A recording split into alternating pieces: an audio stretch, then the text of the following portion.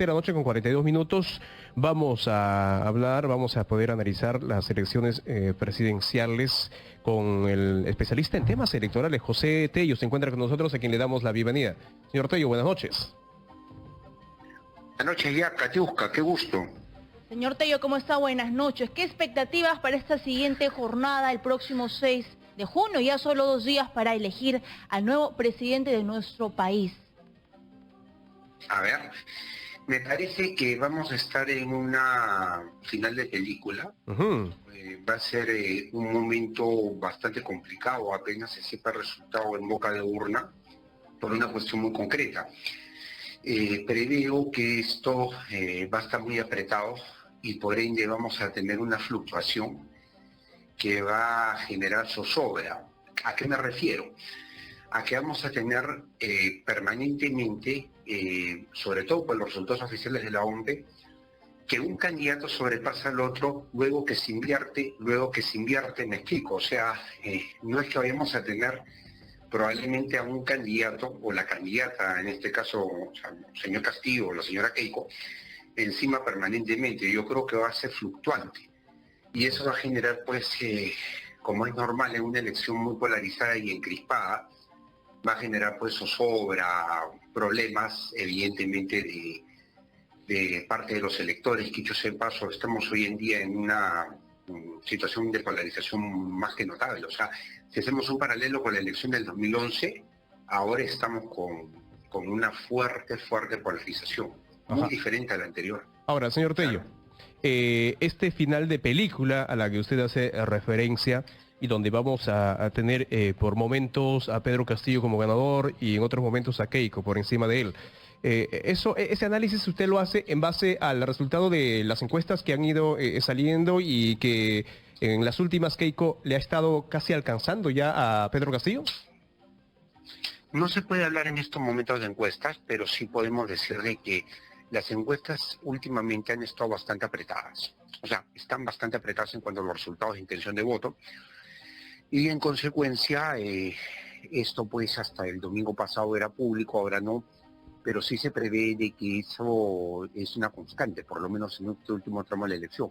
En consecuencia, de ser así, claro, se va a ver en el boca de urna a las 7 de la noche, pero acto seguido, tras el boca de urna, lo que vamos a tener nosotros pues es los resultados de la OMP, como les digo, esta fluctuación, que son los famosos bolsones, pues, o sea, por ejemplo, si llega la votación del sur del Perú, es evidente porque el señor Castillo va a tener pues ahí una aplastante mayoría, porque eso es algo que el sur, bueno, siempre tiene una tendencia, digamos.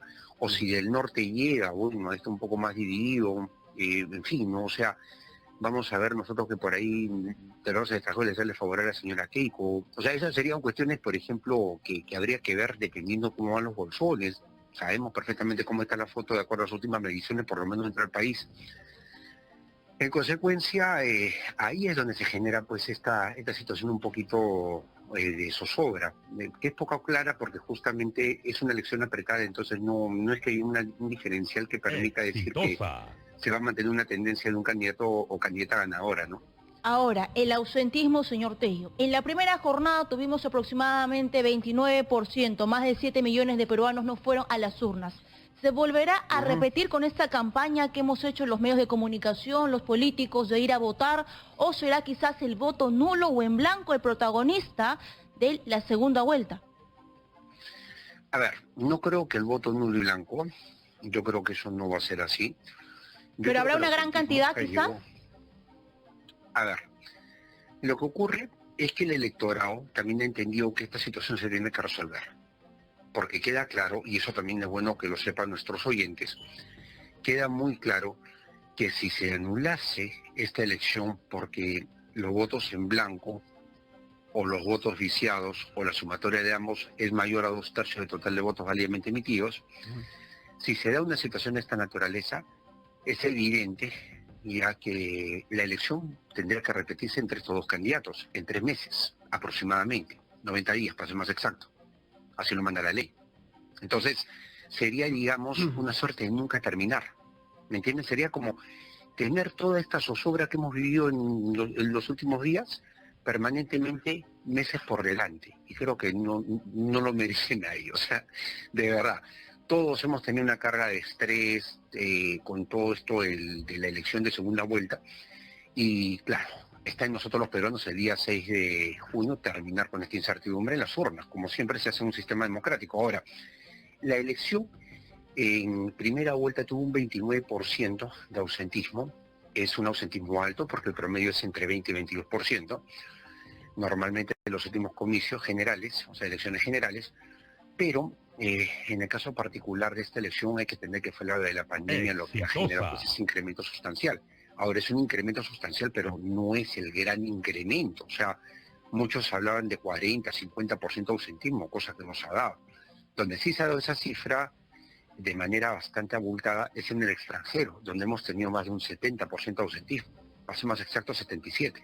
Entonces, en realidad, lo que habría que ver es qué tanto esta elección, que ahora está tan polarizada, puede hacer que no dé la sorpresa en esta segunda vuelta y disminuya el ausentismo, porque la movilización, si se han dado cuenta, es bastante fuerte.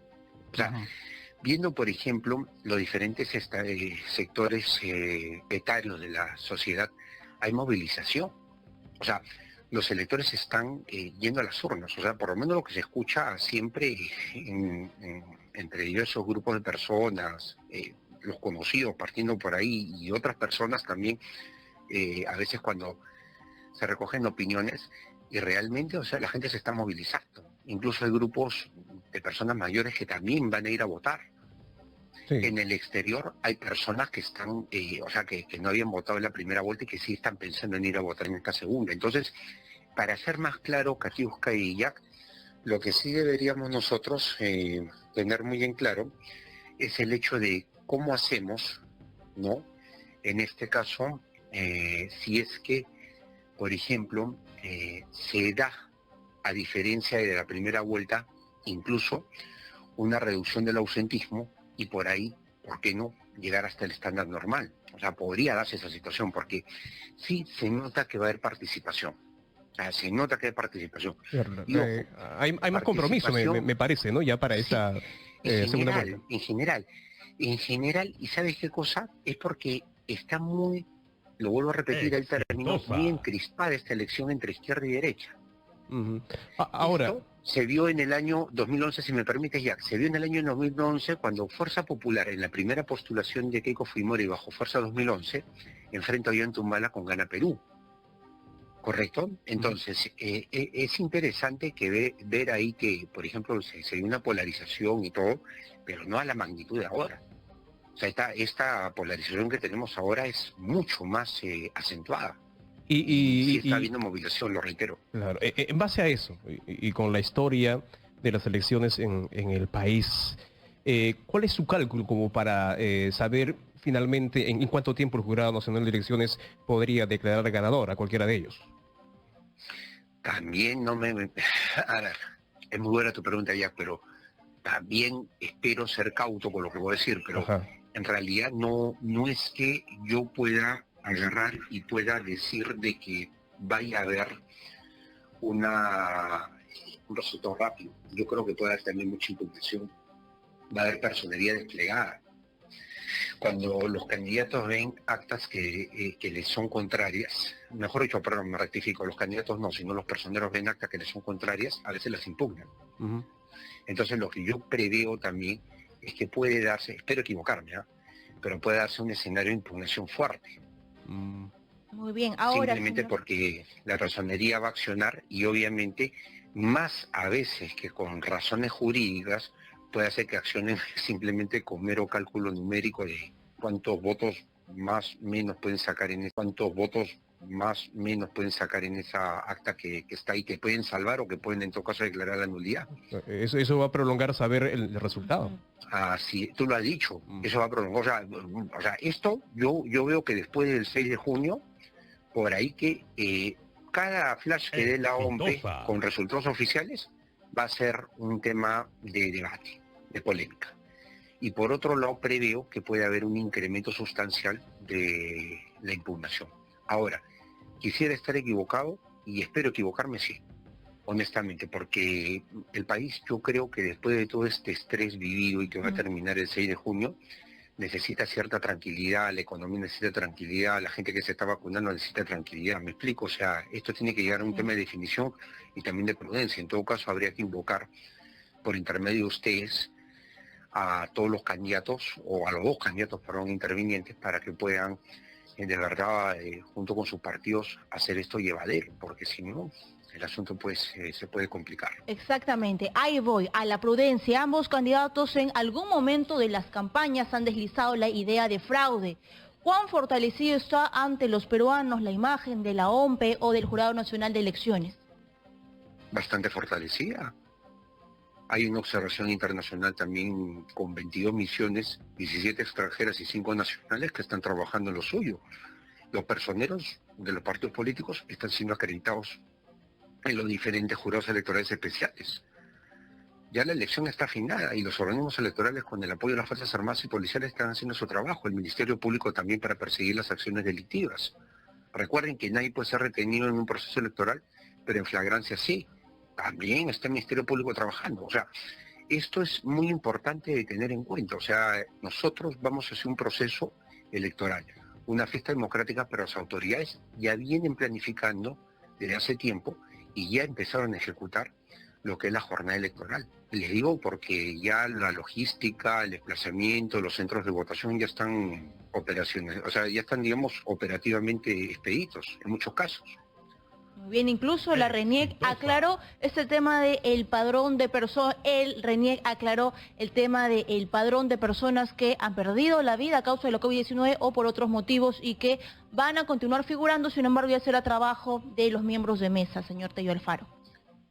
Claro, pero aparte de eso hay un tema también, circuló como una leyenda urbana el hecho de una suplantación masiva. Eso es un desconocimiento total de lo que es, o sea, esta figura que bueno, es delictiva. Pero ¿cómo se van a imaginar pues que van a suplantar a 100.000 personas? Por ahí más que de una voz peregrina venía con ese tipo de cosas en redes, y eso de verdad es un despropósito porque genera inestabilidad e incertidumbre. Entonces hay que aclarar que ese tipo de situaciones descartadas de plano. El padrón es la foto del electorado peruano al 11 de abril del año 2020, hace un año. Si todos los días nacen y mueren personas, sea por el COVID o por otro tipo de muerte, bueno, en fin, o sea, así como nacen, mueren personas. Y eso va definitivamente haciendo que el padrón cambie. Es más, por ejemplo, si se cerrase 3 meses antes de la elección, cosa que no es el caso porque se cierra un año antes, así lo manda la ley, evidentemente pues también sería la foto hace 3 meses. Y muchas personas o algunas personas de la lista en una mesa van a estar fallecidas. Es normal, pues la gente nace y muere, como lo he mencionado hace un ratito. Y además hay que ser bien claro que este plazo de un año que se dio con la ley 30.673, una ley que se dio en el año 2017 para las elecciones regionales y municipales del año 2018. Esta norma modifica todas las leyes electorales, entre ellas la ley orgánica de elecciones, la ley de elecciones regionales, la ley de elecciones municipales y la ley de organizaciones políticas. Entonces, esta norma unificadora de plazos establece justamente el año para que el padrón pueda ser fiscalizado. En el caso de las elecciones regionales y municipales, que son el otro año, gracias a esta norma se puede hacer un trabajo de depuración para que no vayan golondrinos, porque en el caso de una elección nacional eso no interesa. Este es un distrito único, o sea, en el que se vota la presidencia de la República. Pero, por ejemplo, cuando hay una elección como la del otro año, con distritos muy pequeños, con electorados muy pequeños, sí pueden haber golondrinaje. Entonces, justamente el año antes es para poder hacer todo un trabajo de depuración, de tratamiento, de verificación del padrón, o sea, que la gente viva ahí y todo eso. Entonces, es parte de lo que es una propuesta técnica que se materializó en una ley. Correcto. Entonces, repito nuevamente, el padrón está bien, el tema de los observadores también está bien. Hace poco también hubo un problema con un grupo de observadores de Guatemala, pero el jurado aclaró de que hay un plazo que no se observó y simplemente por un trato igualitario se declaró improcedente el pedido, que de haber sido hecho al 27 de marzo, es decir, 15 días antes de la elección, hubiese procedido, como ha procedido el pedido de, como les digo, 22 misiones de observadores, 17 extranjeras y 5 nacionales. Correcto. Ahora, José Tello, mira, hay algo, yo quiero aprovechar tu presencia a una de las preguntas que hizo Katiuska, ¿no? Sobre los votos en blanco y los votos viciados. Ahora, nos estabas explicando, ¿qué pasa, no? Si es que se superan los 2/3 de los votos emitidos. Bueno, se anulan las elecciones. ¿Cuál es la razón? Si vamos a llegar nuevamente a repetir las elecciones con los mismos candidatos, y se vuelve a anular y se vuelve a repetir con los mismos candidatos, se vuelve a anular y se vuelve a repetir con los mismos candidatos. ¿Cuál es la razón de esa ley entonces? Lo que pasa es que la ley, y la ley viene de la Constitución, porque la Constitución prevé el supuesto, por si acaso ya. Y la ley orgánica de elecciones lo desarrolla con el artículo 365, o sea, el tema es constitucional ya. Ya, pero... Y es un supuesto de nulidad que es bastante jalado de los pelos, porque es muy difícil, por si acaso es muy difícil lograr eso, porque... Pero no se llega, no se llega a ningún buen puerto, ¿no? Porque repetimos lo mismo y podemos pasarnos toda la vida haciendo lo mismo. Y yo creo que el presidente Sagasti, con este gobierno de emergencia nacional, ya quiere irse a su casa el 28 de julio, sería tenerlo a él y a su equipo agotado por 3 meses más mínimamente hasta el mes de septiembre. Entonces creo que eso no es dable, o sea, por Dios, o sea, ese es el punto. O sea, nosotros como electores tenemos que ser conscientes. La señora Fujimori y el señor Castillo han llegado a donde han llegado por nuestro voto. Por la gente que ha ido y ha votado por ellos en mayoría, de forma democrática. No nos gusta el candidato, lo siento, pero hay que votar por uno de los dos. Y hay que tomar posición. Pero... Y verdaderamente también agilatar que como electores ninguna ley nos va a poner el candidato perfecto, sino nuestra propia conciencia de cómo se ejerce el sufragio. Muy bien, a pesar de que 4 de cada 5 peruanos no se siente identificado con ningún candidato y tampoco votó por ninguno de ellos. Así es, porque esta elección ha sido también muy fragmentada. Hemos tenido 18 candidatos a la presidencia de la República. Correcto, José. Y sin embargo, perdón que te interrumpa un ratito. Ajá. Hace unos días salió una propuesta de ley, ¿no? Que quería que los partidos que no habían perdido la inscripción, que habían perdido la inscripción, se les cancele después de elecciones regionales y municipales. ¿Ustedes se imaginan tener a los 24 partidos sí o sí participando en las elecciones regionales y municipales, más los partidos que se creen hasta antes de que se convoque el proceso? Sí, ¿Se imaginan? Sí. Hemos tenido 18 candidatos a la presidencia, ha sido justamente por la enorme cantidad de partidos que hemos tenido y que no se han podido depurar desde el año 2011. Hay que ir regulando todo esto, ¿no? Hay que ir mejorando todo esto. Bueno, José, ¿nos podrías esperar unos minutos, por favor? Tenemos que hacer una pausa para seguir conversando, ¿le parece? Exitosa. Ya, listo. Ya, vamos a hacer una pausa. Estamos con José Tello, especialista en temas electorales, y hacemos una pausa. Regresamos en Exitosa Te Escucho.